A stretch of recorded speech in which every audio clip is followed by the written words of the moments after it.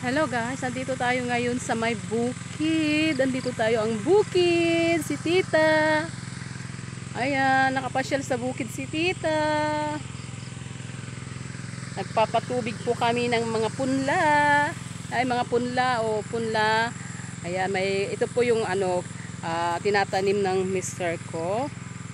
So, ayan, tignan natin guys. Ito yung mga punla. Ayan, punla po iyan. Mga punla na itatanim.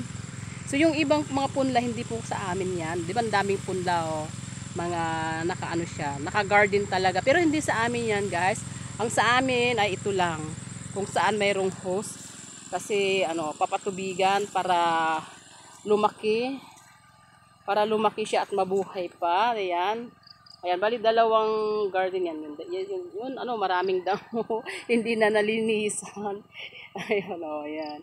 So, kanina nagbunot kami ng itatanim kasi may mga natanim na hindi na nabuhay, mga nalanta. So, kailangang palitan.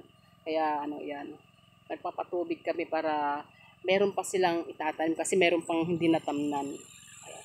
So, ayun po, andoon yung puso. Yan. Itong lupa na ito ay hindi po sa amin guys. Kumbaga lang kami dito. Naki-garden para may pag-anuhan kami ng ipupun lang itatanim. So ayan guys. So ayan. Diba? So medyo mainit na po yung araw, mataas na rin yung sikat ng araw guys. Ayun, mataas-taas na, saka medyo mainit na rin. Ramdam mo na yung init talaga. Ayun masakit na sa balat yung init. Saka pag naglakad ka lang dyan, pagpapawisan ka na talaga.